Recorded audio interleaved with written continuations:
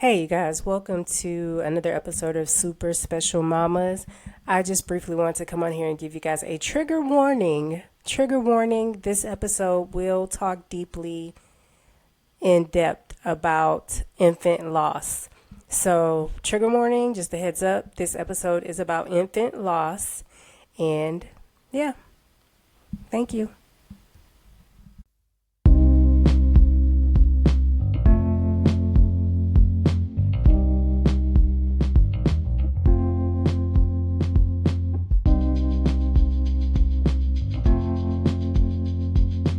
Hello, and welcome to the Super Special Mamas podcast. I'm your host, Pri, and this is a community where you can laugh, cry, scream. It's a no judgment zone where we say the quiet part out loud because we know that being a special needs mom can suck, even though it's hard to say because we feel guilty about it. But you can say it here at Super Special Mamas because we understand. Let me tell you about what Super Special Mamas means to me, where the idea came from, how I got started, what the plan is. We'll travel along on this journey together. But it started with my firstborn son, Jerryn Lanier. He was born in 2021. At 20 weeks, my 20-week scan, I found out that he had a mass on his neck. And I remember the doctor asking me if termination was an option. And of course, hell no was my response. I don't think I said that to her, but I was definitely thinking it. Jerryn was my third pregnancy after 2 losses. So of course, termination was not an option. But I remember just crying profusely after learning that something was wrong with my baby. And I don't know, I probably cried for like 20 minutes. But after I finished crying, the doctor said, well, there's options. We will get you connected with a specialist and we will just move this pregnancy along, right? I was having a really good pregnancy with Jerryn. Didn't have morning sickness. My skin was glowing. I think I only gained 10 pounds.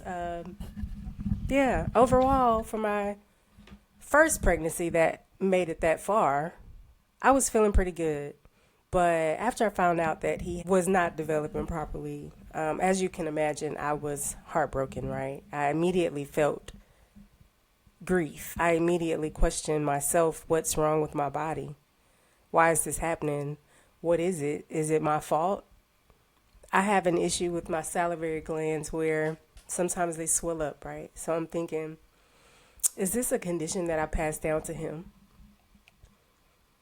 And I didn't really have much information at that time. So I was connected with a specialist at Children's Healthcare of Atlanta.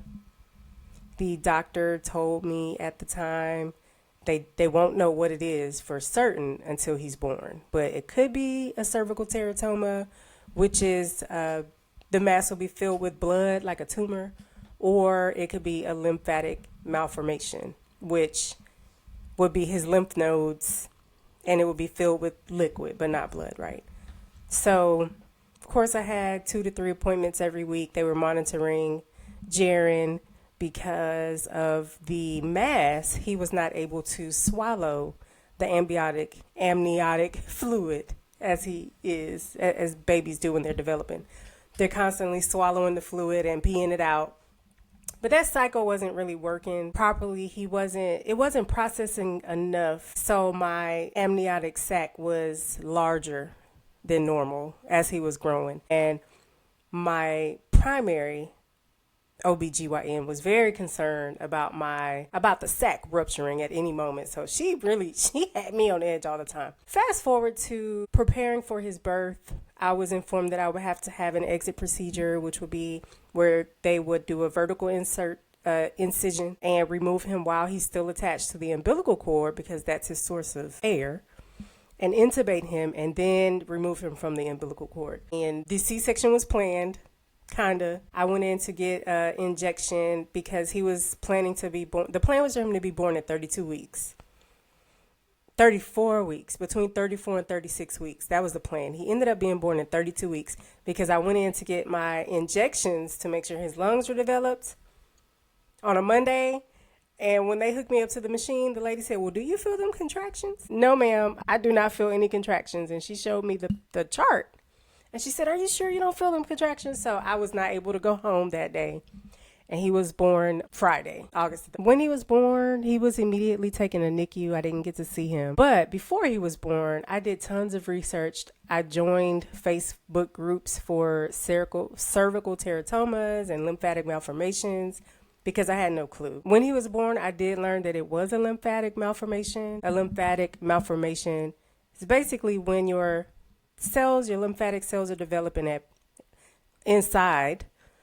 They just kind of go haywire, and there's like an overgrowth, and it can be in any area. His was on his neck.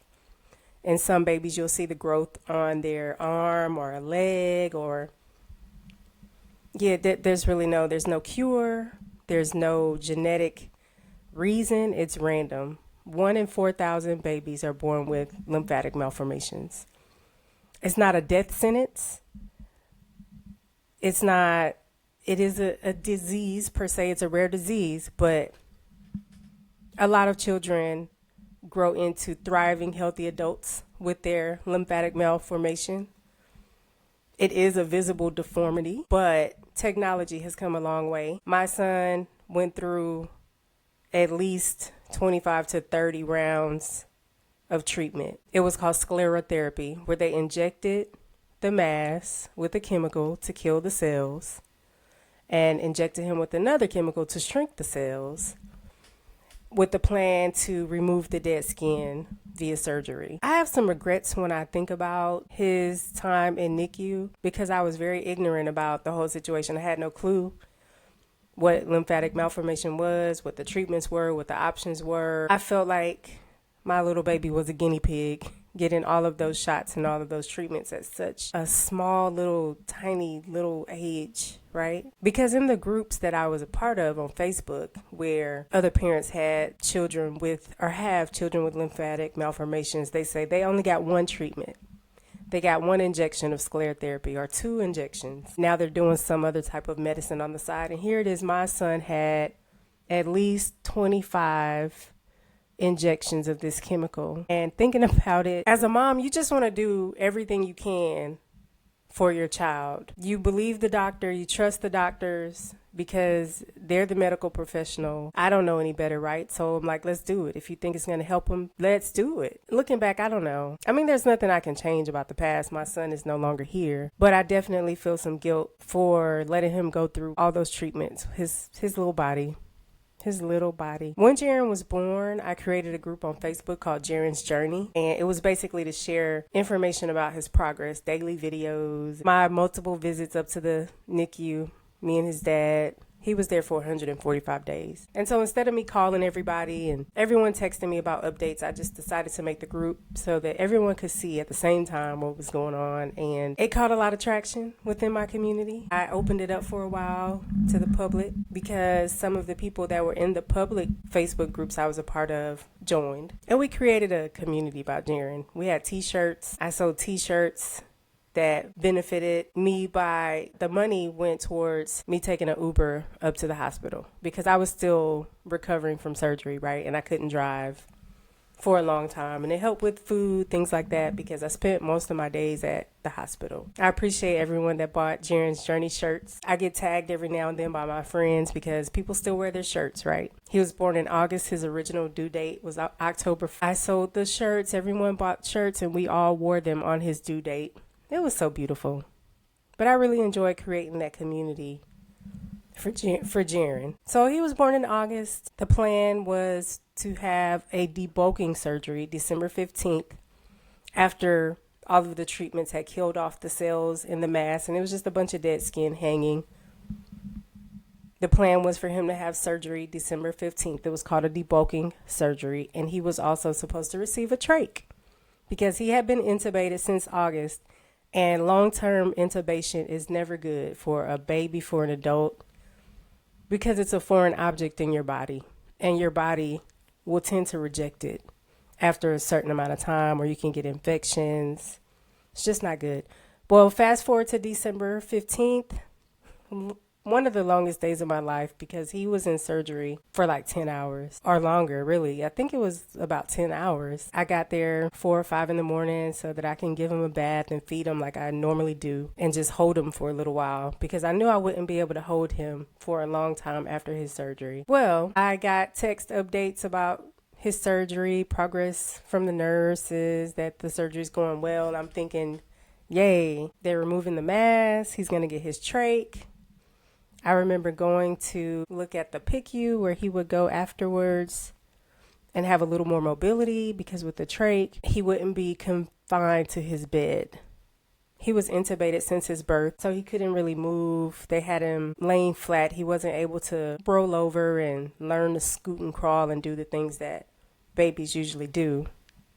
Well, during that surgery, I later learned that when it was time for the trach surgery, he was injured because they didn't have the right size trach. They put in the incorrect trach, which punctured his esophagus. And I learned that we almost lost him that day. That was brutal. Recovery was brutal. He was very, very swollen. His body was so severely swollen and filled with fluid.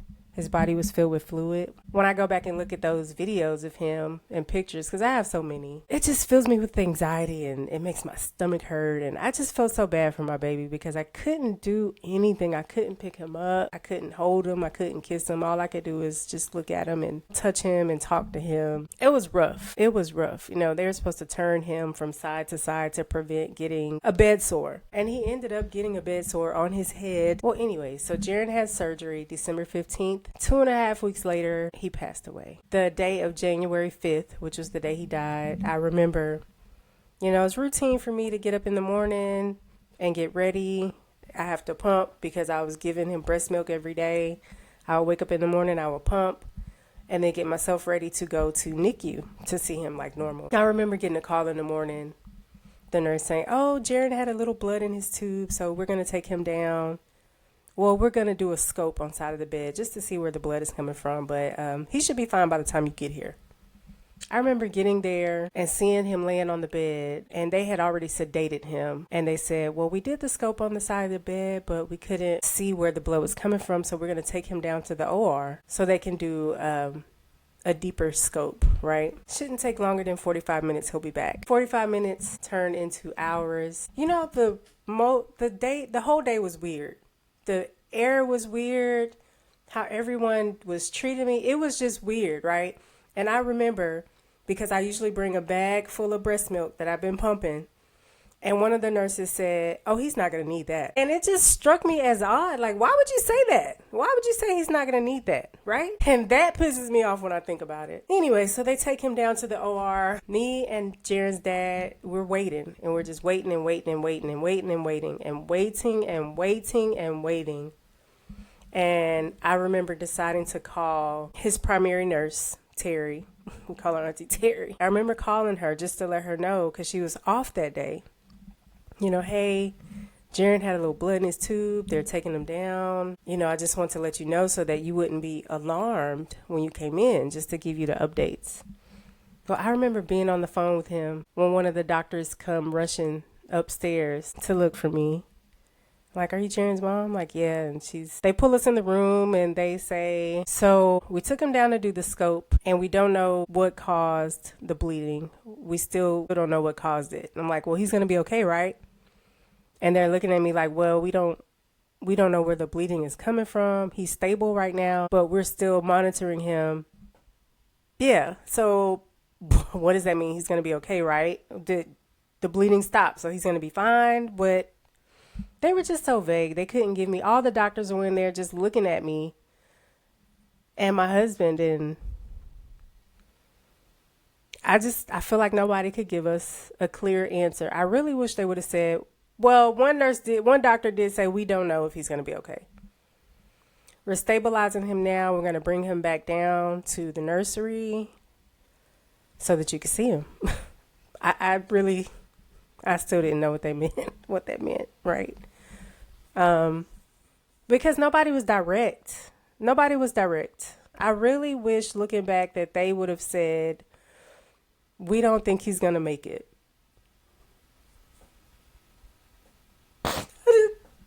I didn't think I would. get emotional talking about it. Hold on.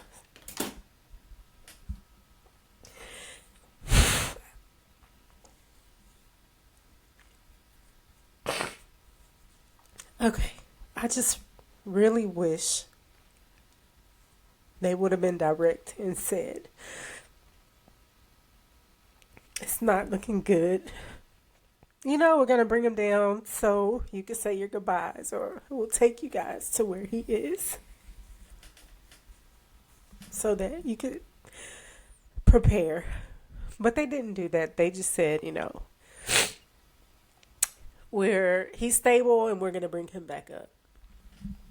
And when they brought him back up,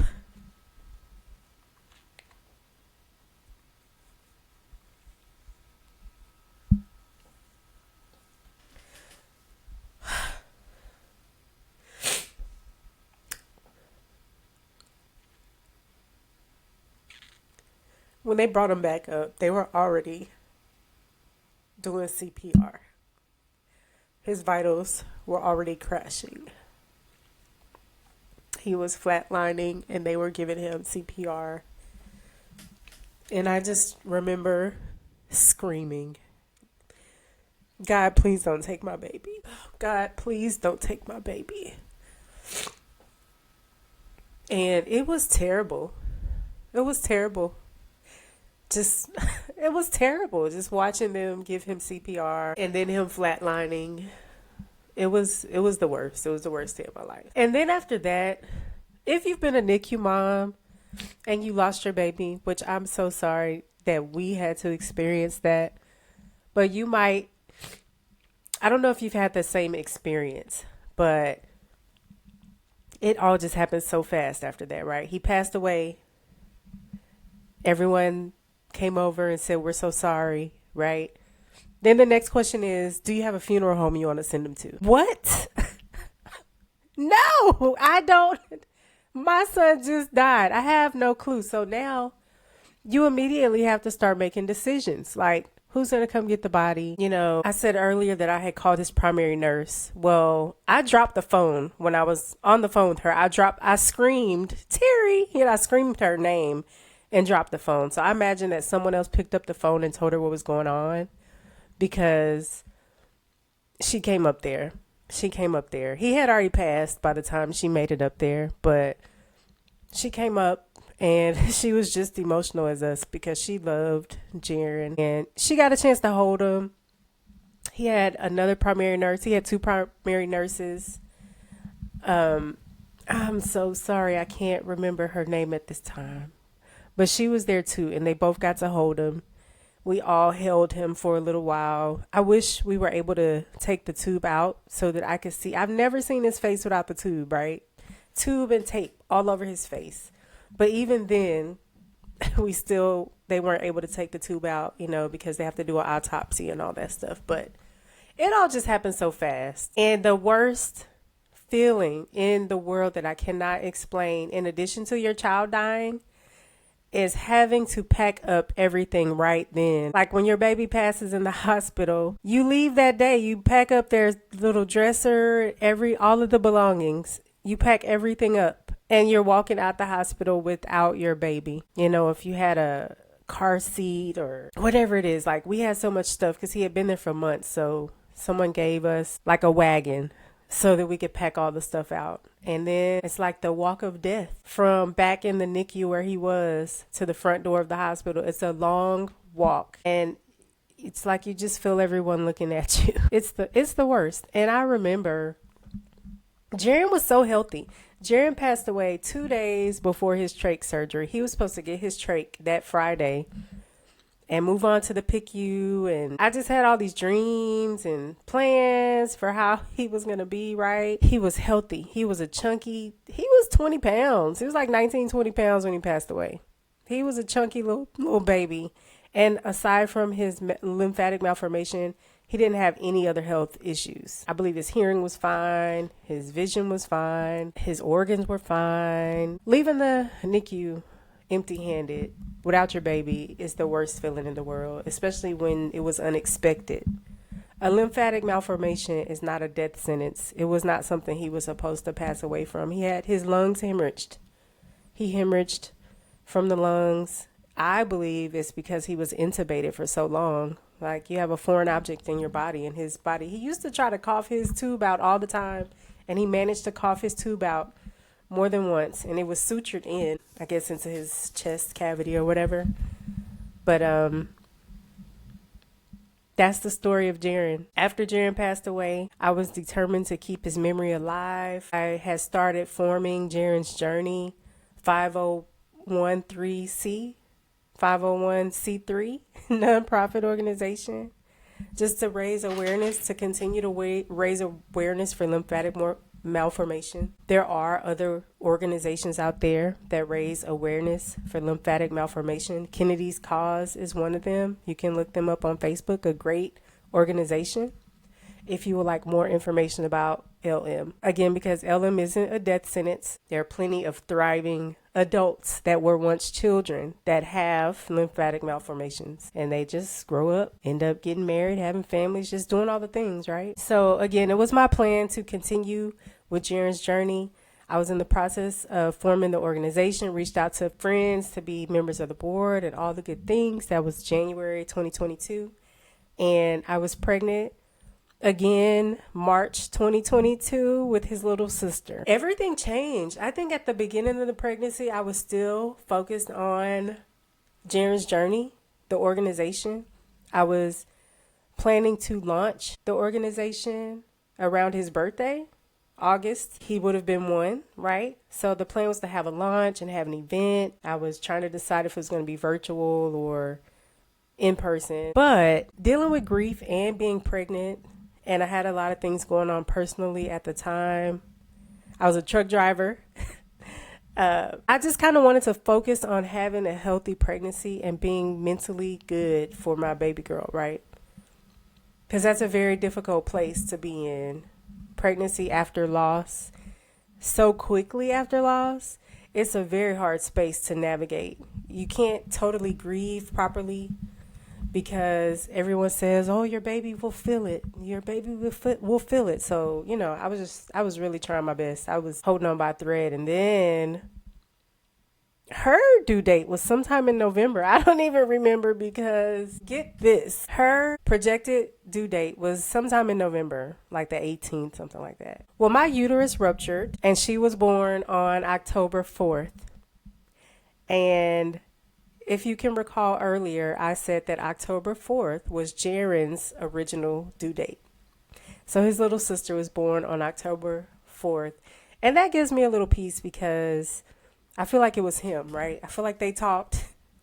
They had a little exchange, and he was like, all right, go take over for me. You can take it from here. But because my uterus ruptured, it was an emergency situation. And my daughter, when she was born, was not breathing and had to be resuscitated. And I would later learn that she has cerebral palsy as a result of her traumatic birth. So plans changed immediately, right? Now I have another child who, by all definitions, would be special needs, and my son having a rare disease. So here I am again dealing with grief and questioning my body, like, what's wrong with my body? Is this punishment? What's going on? Yeah, it was a lot. And she's almost 3, so 4 years of motherhood. Might I add geriatric motherhood, because I had Jerryn at 39. I had Jerryn at 40, 41. I think I was about to turn 41. Yeah, very much geriatric. But that's just part 1 of the story. I will get to eventually tell you guys what Super Special Mamas meant to me, but there would not be a Super Special Mamas without my firstborn, Jerryn Lanier, and Jerryn's Journey, which is part of the start of Super Special Mamas. I'm still learning and growing with Super Special Mamas, trying to determine which way I want to take the show. And so I'm going to stop now, because I don't want the episodes to be longer than 30 minutes for now. Unless we have a really super special guest and we just can't stop talking, because I like to talk and I know that my guests like to talk as well. But the next part will be me telling you about my ray of sunshine and her story and how that led to where we are today with Super Special Mamas. So stay tuned.